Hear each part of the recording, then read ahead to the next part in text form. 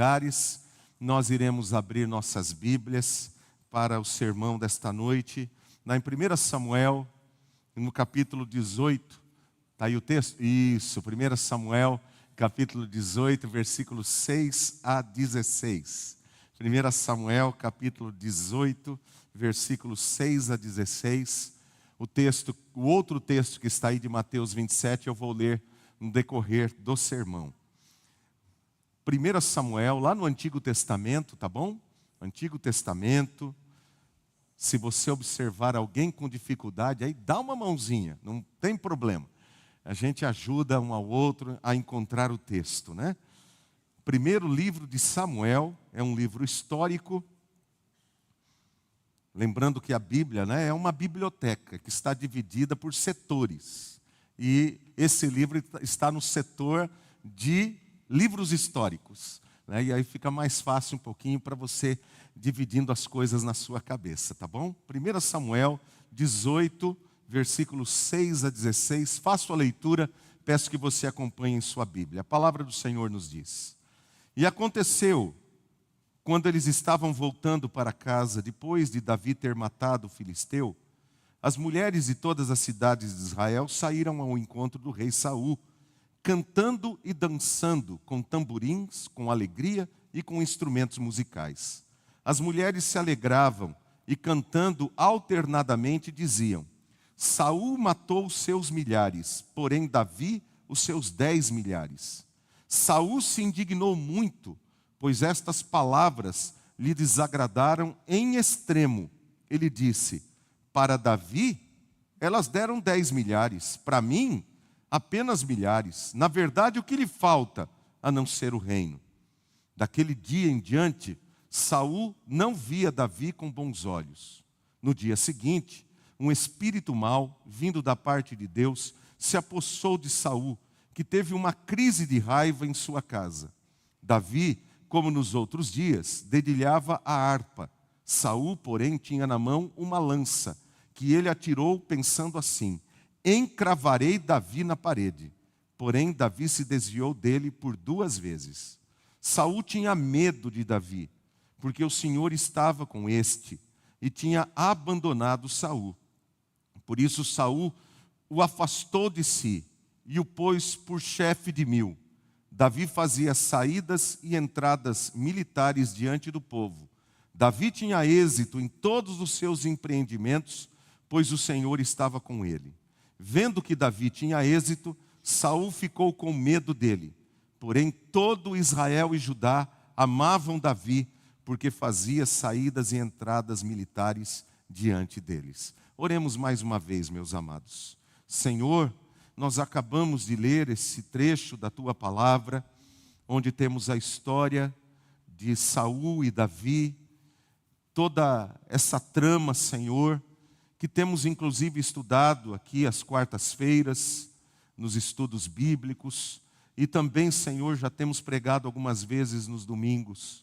E pedimos agora que o Teu Espírito Santo venha nos dar entendimento, abrir o nosso coração para receber a palavra do Senhor e nos ajudar a lutar, ó Deus querido, contra esse pecado tão terrível que é o pecado da inveja. Abençoe, Senhor, para que possamos compreender a dimensão deste pecado, o quanto ele pode nos destruir e destruir a outros, para que assim, Senhor, estejamos firmados em Ti, crendo de todo o nosso coração no plano do Senhor para nós e andando diante de Ti em comunhão para a glória e para o louvor do Senhor, em nome de Jesus. Amém. Meus irmãos, inveja. O dicionário traz o seguinte significado de inveja. Inveja é desgosto provocado pela felicidade ou prosperidade alheia. Inveja é desgosto provocado pela felicidade ou prosperidade alheia. A inveja, queridos, como todos os demais pecados, na realidade é uma herança, é algo que nós herdamos do pecado original. Todos nós nascemos com a potencialidade determinados pecados, eles se manifestem uma hora em nossas vidas. A inveja, o problema da inveja não é algo que vem de fora. Talvez o algo que vem de fora, como qualquer outro pecado, apenas desperte aquilo que já está lá dentro. A inveja já está embutida dentro do nosso coração. Jesus Cristo, falando sobre esta questão, ele vai falar em Marcos, no capítulo 7, versículo 21, que todos os pecados procedem do coração humano. Inclusive, ele cita lá a inveja. É do coração que procedem, ele vai dizer, os maus desígnios, os maus pensamentos, os adultérios, os furtos e tudo mais. Como a inveja procede do coração. Exatamente porque nós herdamos essa natureza pecaminosa. E essa natureza pecaminosa, queridos, não pode ser transformada unicamente por esforço pessoal. Nós podemos, às vezes, nos esforçar tentando mudar a nossa natureza, mas nós não conseguimos. Não somos capazes de mudar aquilo que somos por herança. Nós somos pecadores. É isso que somos e precisamos ter consciência de que somos pecadores. E não temos condições por nós mesmos de mudarmos a nossa natureza. Às vezes a gente até tenta. A gente pensa assim, se eu ajudar mais as pessoas que precisam de ajuda, quem sabe eu melhore. E às vezes até tem uma melhorazinha, né? A gente se sente um pouquinho melhor. Mas o fato da gente se sentir melhor não significa que houve, de fato, uma mudança no coração. Outros pensam assim, se eu jejuar bastante, se eu jejuar, se eu for à igreja direitinho, se eu cumprir tudo aquilo que eu assumi direitinho, eu vou mudar, meu coração vai mudar. Ou se eu fizer uma promessa e cumprir a promessa que eu fiz, eu vou mudar, meu coração vai mudar. Não vai mudar. Eu não estou falando isso para desanimar você, mas eu quero que você se desanime. Porque você e eu não tenho condições de mudar a minha natureza. E esse tem sido o problema do ser humano. Achando que se eu adotar determinada religião, se eu adotar determinadas práticas, se eu ajudar alguém, fizer isso ou fizer aquilo, isso vai mudar o que eu sou. Não muda. Jesus Cristo falou sobre isso, queridos. E ele disse assim que só existe uma possibilidade de uma mudança real. É se você nascer de novo. A coisa é tão séria, é tão profunda, que Jesus Cristo falou, precisa nascer de novo. E esse nascimento não é você morrer e voltar de novo, morrer e voltar de novo, sucessivas vezes.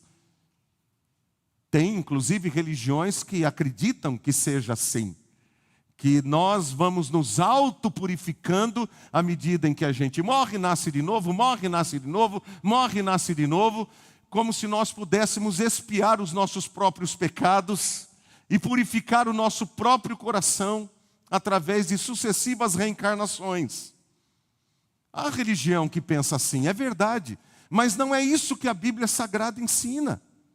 O nascer de novo, Jesus Cristo diz que é nascer de cima, é nascer do alto, é um nascer espiritual. Quando nós cremos que o Senhor Jesus Cristo morreu por nós lá na cruz do Calvário, nós nos identificamos com Ele. Ele vem, Ele planta em nós uma nova natureza, Ele nos dá um novo coração. Um novo coração. Isso não significa que nós não teremos mais luta contra o pecado. Nós continuaremos a ter luta contra o pecado, porque nós estamos agora vivendo duas realidades. Deus já começou um processo em nossa vida, aquilo que é chamado de novo nascimento, uma nova natureza, mas ainda nós vamos ter lutas contra a velha natureza. Porém, nós andaremos de maneira consciente dos nossos pecados, não iremos justificar os nossos pecados e nem procuraremos subterfúgios humanos para resolver um problema que só Deus pode resolver. E aí a gente vai entender o quanto nós dependemos de Jesus Cristo por uma mudança real na nossa vida, e nós vamos buscar essa mudança sempre em Cristo. Vejamos o exemplo aqui no nosso texto. Saul, que era o rei de Israel, voltava de uma campanha militar. Na realidade, era uma campanha militar que estava fadada ao fracasso.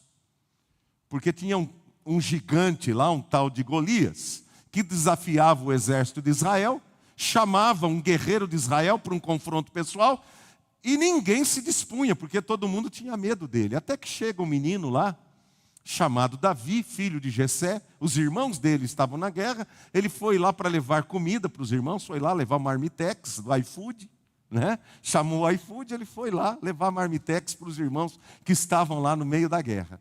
Ele chega lá, vê toda aquela situação, e ele fala: quem que é esse indivíduo aí, esse incircunciso, como os judeus costumavam falar dos outros povos, né? Quem que é esse incircunciso aí que está desafiando? Ninguém vai lutar contra ele? E ele então assume a responsabilidade para lutar contra o Golias.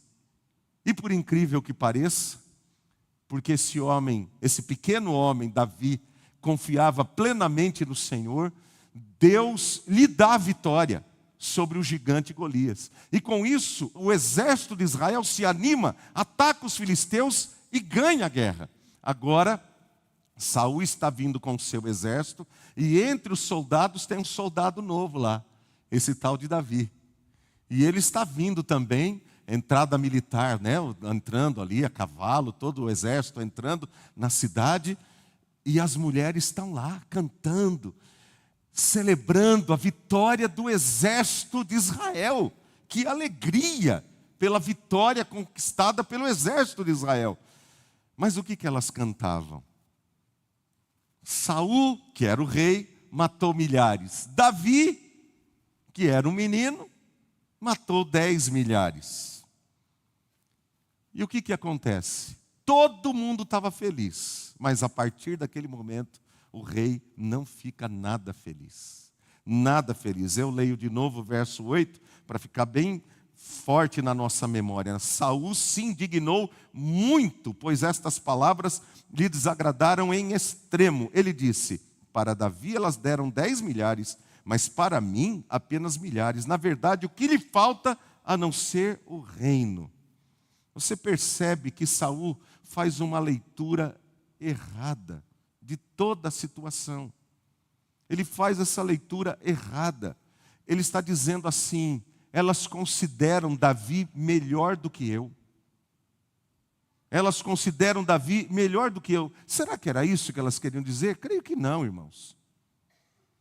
Saul vai pensar assim: o que é que falta eles darem para Davi? Só falta o reino. Já que estão considerando ele melhor do que eu, então só falta o reino para eles. Queridos, essa não era a realidade. Davi lutou com Golias. Por que ele lutou? O que estava motivando Davi lutar contra Golias? Era o desejo de possuir a coroa de Israel?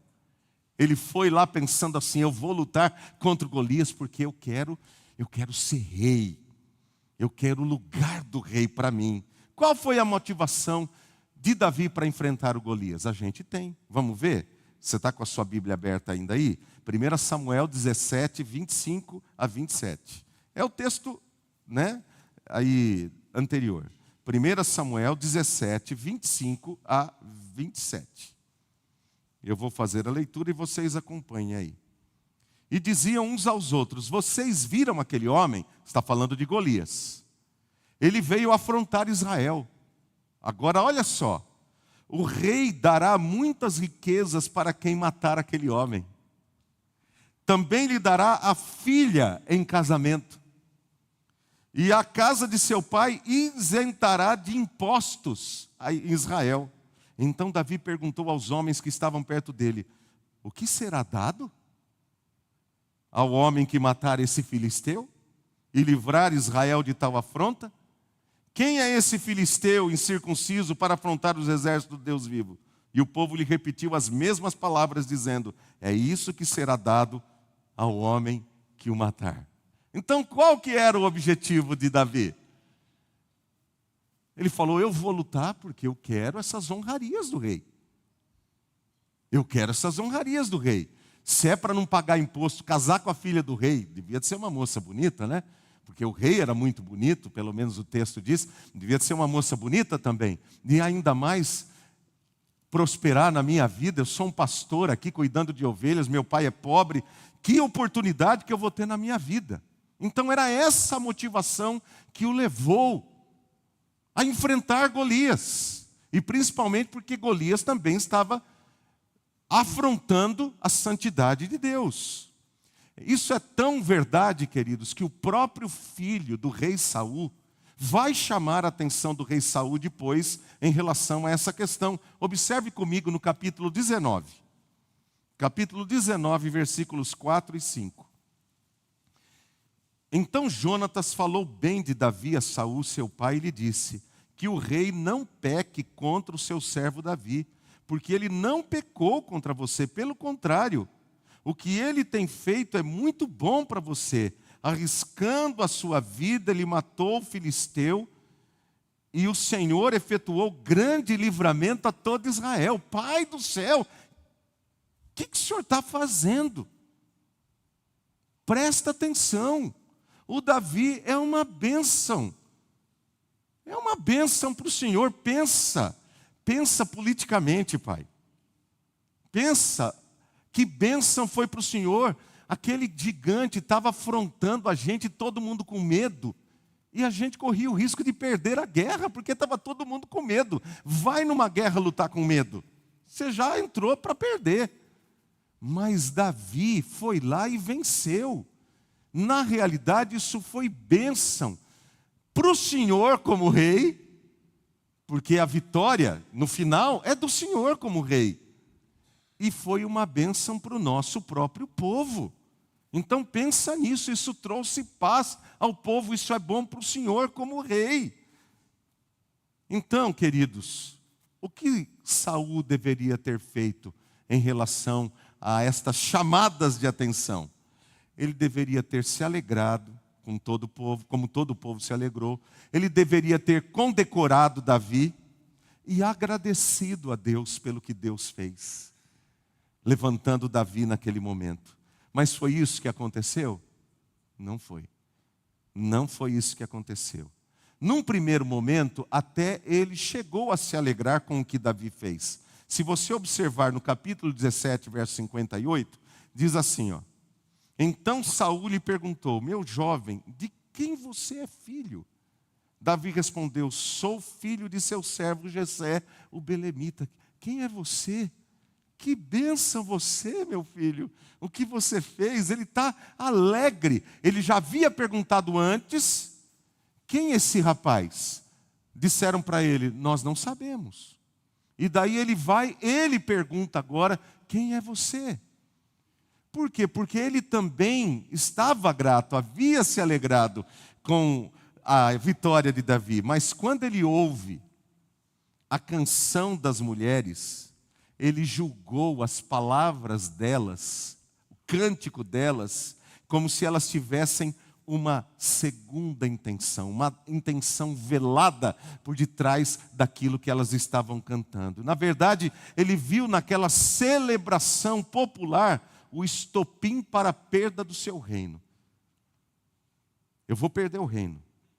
Como se o próprio Davi maldosamente fosse se aproveitar de toda aquela situação, da popularidade daquele momento, e tomar o trono para si. Então vai dizer o versículo 9 assim: daquele dia em diante, Saul não via Davi com bons olhos. E a partir daí, meus amados, a inveja aflorou, veio à tona no coração de Saul. Não só veio à tona no coração, ela veio à tona para fora mesmo. Ele manifestou toda a sua inveja. Vai dizer o texto que, primeiro, um espírito mau toma posse dele. Depois diz que ele tem uma crise de raiva. Aparentemente até era sem motivo, ninguém entendeu aquela crise de raiva. Nem o Davi entendeu. Ninguém entendia o que estava acontecendo com o rei. Talvez pensasse assim: ele deve estar com um problema na casa dele. Ou é porque é muita pressão ser rei. Mas eles não entenderam ainda que era inveja. Eles não entenderam, mas Saul já sabia. Daí ele passa a ter medo de Davi, diz o texto. Ele afasta Davi de perto dele e coloca Davi como líder lá de um grupo. E se você continuar a história, lendo a história, você vai observar que ele passa a perseguir Davi, querendo de fato a morte de Davi. Então nós devemos perguntar: por que a inveja veio à tona? Por que essa inveja veio à tona? Por que ele foi se deixando dominar pela inveja, pelo mal do seu coração? Eu vou dizer aos irmãos e responder: tudo começou lá atrás. Tudo começou lá atrás, quando ele desobedece a Deus. Ele desobedece a uma ordem do Senhor para que ele cumprisse diante do ofício que lhe foi dado, para que ele cumprisse o que era dever dele como rei fazer. Ele não quis fazer como Deus ordenou que ele fizesse. Ele quis fazer as coisas do seu próprio jeito. E ele não reconhece diante disso o mal no seu próprio coração. Ele deveria ver já naquela atitude dele o mal do seu coração, mas ele não reconhece. Ele continua praticando o mal.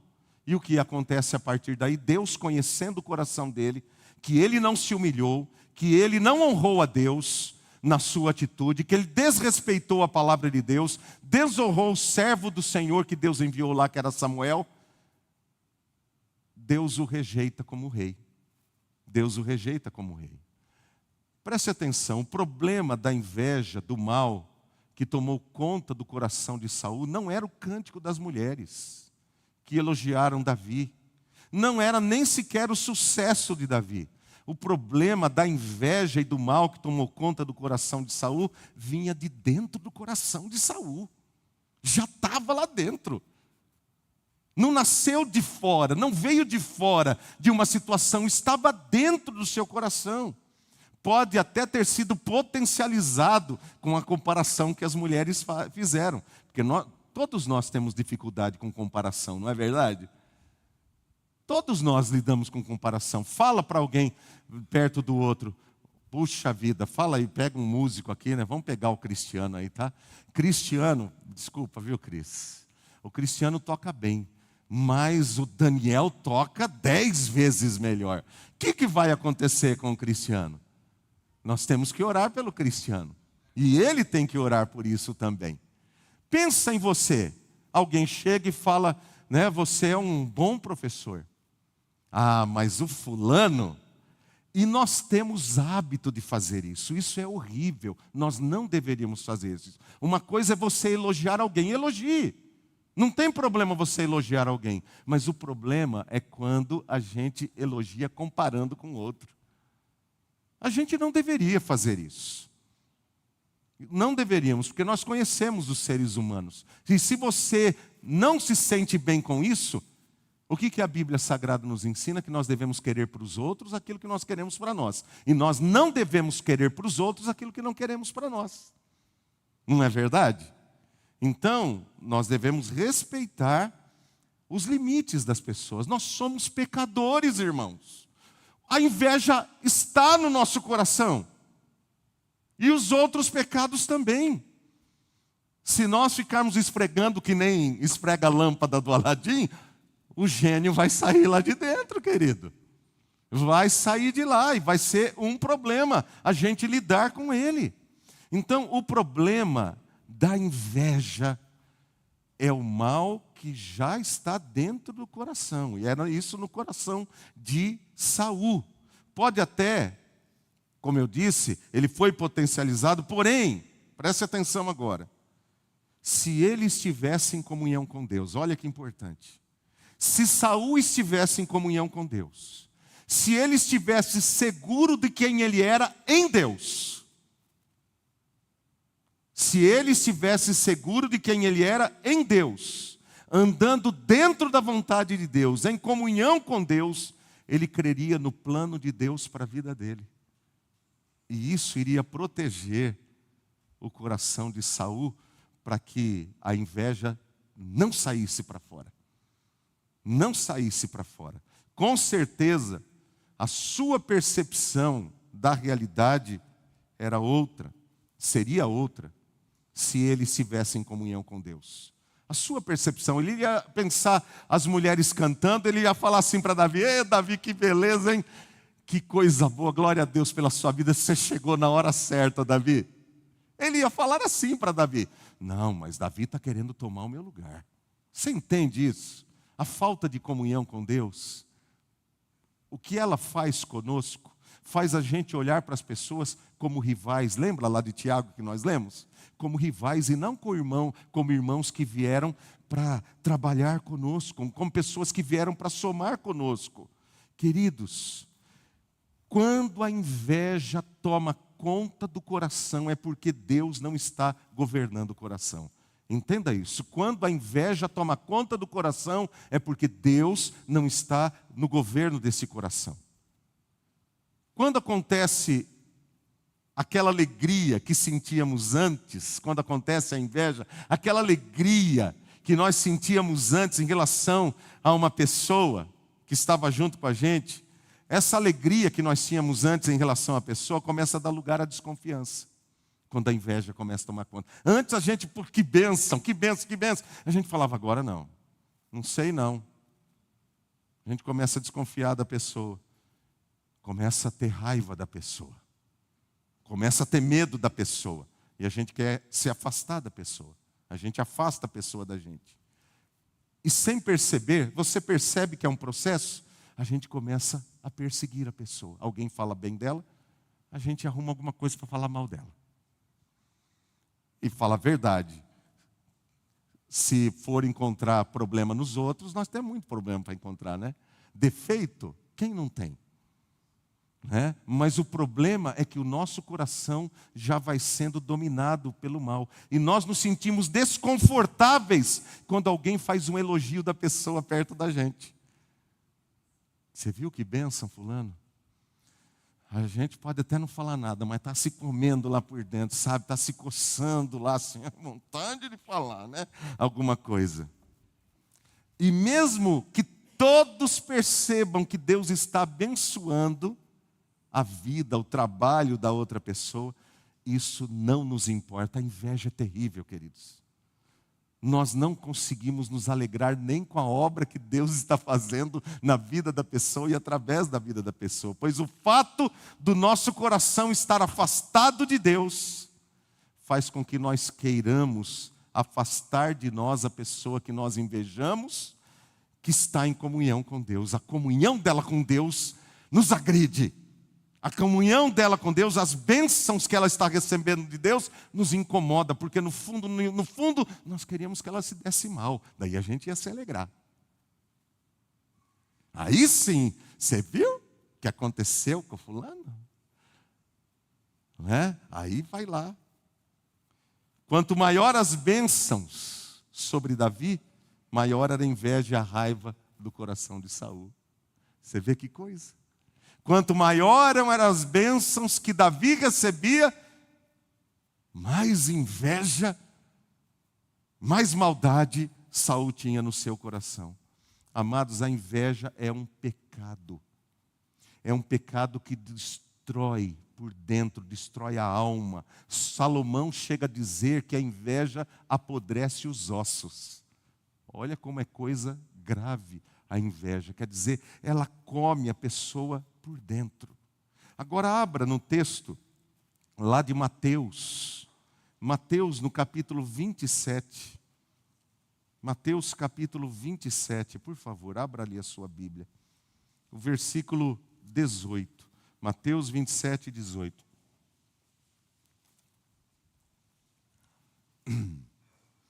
Mateus 27, 18.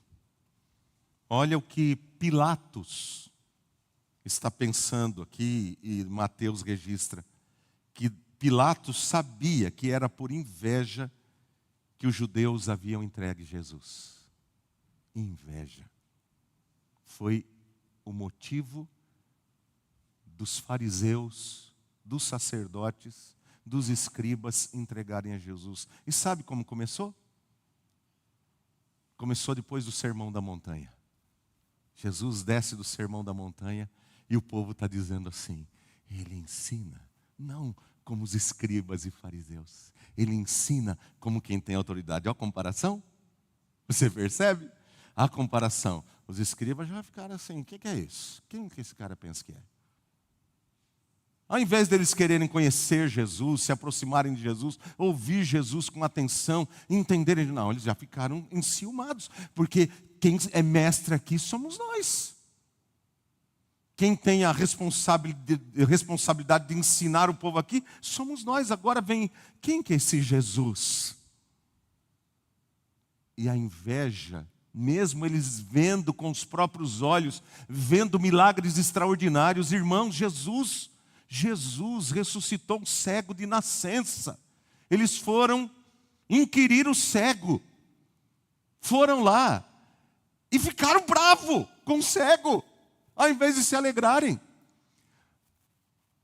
Olha que coisa absurda. Lázaro foi ressuscitado por Jesus. Sabe o que eles fizeram? Planejaram de matar Jesus e Lázaro. Eles não se alegravam, estava diante dos olhos deles coisas grandiosas, gloriosas. E eles não conseguiam se alegrar com as bênçãos de Deus. E inventavam um monte de regrinha, porque é o sábado, seus discípulos não lavam a mão, ou você está fazendo alguma coisa, coisinhas assim para falar contra Jesus, por causa da inveja. A inveja, você percebe o quanto a inveja é uma coisa terrível, diabólica.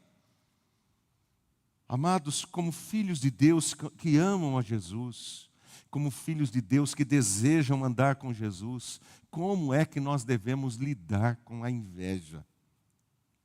Eu digo aos irmãos, em primeiro lugar, nós devemos estar cientes de que somos tentados a sentir inveja, a ter inveja. Precisamos estar cientes. Jesus, na oração do Pai Nosso, ele falou: não nos deixes cair em tentação, livra-nos do mal, não nos deixes cair em tentação. Mas nós podemos ser tentados a ter inveja. Como eu disse, vem uma comparação, alguma coisa assim, você vê aquele sinal vermelho ali que dá, você já percebe alguma coisa na sua mente, no seu coração. O que você vai fazer com isso? Lembre-se, nós herdamos uma natureza pecaminosa, fruto do pecado original. Nós herdamos essa natureza. E o nosso coração, a inveja está lá. Do velho homem, a inveja está lá. Então nós precisamos estar cientes dessa verdade. Eu posso ser tentado, mas ser tentado não significa cair em tentação. Então eu vou ter que lidar com isso como um filho de Deus. Como um filho de Deus. Nós vamos falar mais um pouquinho. Segundo, nós devemos procurar nos desviar de toda maldade que é lançada contra nós. Desvie-se de toda maldade de outros que é lançada contra você. Não pague o mal com o mal. O que Davi fez quando Saul lançou por 2 vezes a lança contra ele? Ele não pegou a espada e foi para cima do Saul. Não fez isso. Davi enfrentou um urso, enfrentou um leão, enfrentou Golias. Mas ele não pensou em enfrentar Saul. É porque ele achava que Saul era mais... Pô, pensa, o cara enfrenta um gigante. O cara mata um urso. O cara mata um leão. O que é matar um homem para ele? Não seria nada demais. Não seria impossível para ele. Ele era um excelente guerreiro. Mas em lugar dele fazer isso, ele se desvia. O que ele está fazendo? Ele está procurando compreender o que está acontecendo. O que está acontecendo aqui? E por quê, amados? Porque nem sempre uma ação má que alguém inflige a nós é intencional.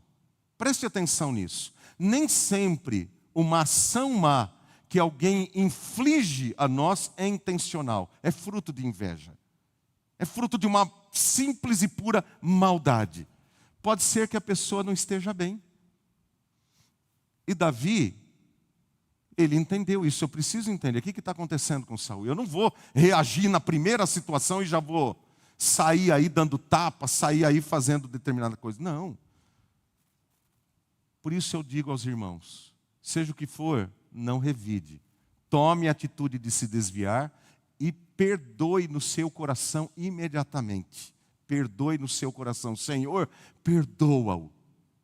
Senhor, perdoa-o em nome de Jesus. Não deixa que a raiva, que o ódio, que o desejo de vingança tome conta do meu coração. Perdoa-o em nome de Jesus. Entregue a vida da pessoa e a situação nas mãos de Deus. Entregue a Deus. Siga o exemplo do Senhor Jesus Cristo. Olha comigo, 1 Pedro, primeira carta de Pedro, lá no finzinho. Primeira carta do apóstolo Pedro, bem lá no finzinho da sua Bíblia, tá? Primeira carta de Pedro, capítulo 3, versículos 17 e 18. Olha o que ele diz. Está falando da igreja, nós que somos crentes. Porque se for da vontade de Deus, é melhor que vocês sofram por praticarem o bem do que praticando o mal. Pois também Cristo padeceu uma única vez pelos pecados, o justo pelos injustos, para conduzir vocês a Deus. Morto sim, na carne, mas vivificado no Espírito. Então, não sofra por causa do mal, não revide, não pratique, não faça alguma coisa contra alguém, que depois aquilo vai pegar mal para você como cristão, como servo ou serva de Deus. A Bíblia vai dizer que quando Jesus era ultrajado, ele não revidava com ultraje. Ele não devolvia na mesma moeda aquilo que faziam contra ele. Confie, querido irmão, no plano de Deus para a sua vida. Deus tem um plano para a sua vida. Davi havia entregue a sua vida. Lembra do Salmo 23? O Senhor é meu pastor e nada me faltará. Ainda que eu ande pelo vale da sombra da morte, não temerei, porque o Senhor está comigo. Ele cria nisso, ele havia entregue a sua vida ao Senhor. Se você entregou a sua vida de fato ao Senhor Jesus Cristo, Ele é o Senhor da sua vida, Ele habita no seu coração, Ele é o Rei no seu coração, confia no plano de Deus para a sua vida. Ainda que por um breve tempo, você possa sofrer alguma coisa de alguém. Não desanime, não entregue os pontos, confia no Senhor. Meus irmãos, Davi já tinha a promessa de se tornar o rei de Israel. Samuel já tinha ido lá ungir a Davi, mas Davi nunca tentou usurpar o trono, nunca tentou se vingar. Ele teve duas oportunidades de matar Saul. Ele estava sozinho com Saul e os homens que estavam com ele dentro de 2 vezes em caverna. Ele teve a oportunidade de tirar a vida de Saul sozinho lá, como vimos inclusive na quarta-feira aqui no nosso estudo. Ele não matou. Ele não quis o mal de Saul, mesmo Saul querendo o mal, querendo matá-lo. E por quê, queridos? Porque Davi sabia que o plano de Deus ia se cumprir na sua vida. Ele não precisava dar uma mãozinha para Deus. Ele tinha absoluta convicção que a vida dele estava nas mãos do Senhor. Isso trazia paz ao coração de Davi, mesmo diante do vale da sombra da morte, das tribulações que ele estava passando. E o mesmo aconteceu, amados, com o nosso Senhor Jesus Cristo. Davi foi honrado por Deus, não foi? Saul morreu. Saul morreu. E não foi por mãos de Davi. Pelo contrário, Davi até chorou a morte de Saul. Chorou. Escreveu uma poesia maravilhosa sobre Saul e sobre seu filho Jonatas, que era o grande amigo do coração dele, que morreram na mesma batalha. Ele chora. Isso é maravilhoso, queridos, porque Davi não tinha ódio no coração. Ele não permitiu que o ódio entrasse no seu coração, o mal entrasse no seu coração e tomasse conta dele, como Saul fez. Você percebe como um crente é diferente?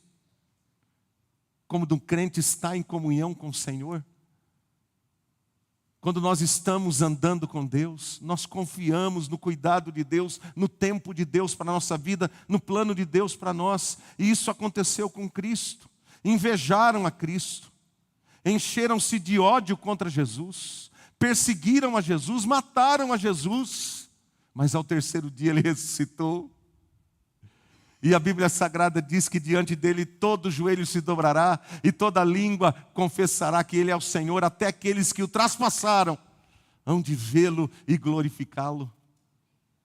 Todos aqueles que odiaram Jesus e o condenaram à morte, e riram e zombaram dele, vão ter que se ajoelhar perante ele, porque ele é o verdadeiro e o único Rei. Meu amado, eu estou terminando, e eu quero dizer para você, você é filho de Deus e não do diabo.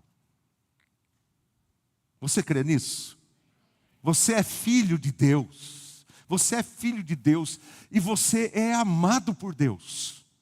Você é amado por Deus. Então, haja como um filho de Deus. Ore por quem persegue você. Bendiga aquele que o amaldiçoa.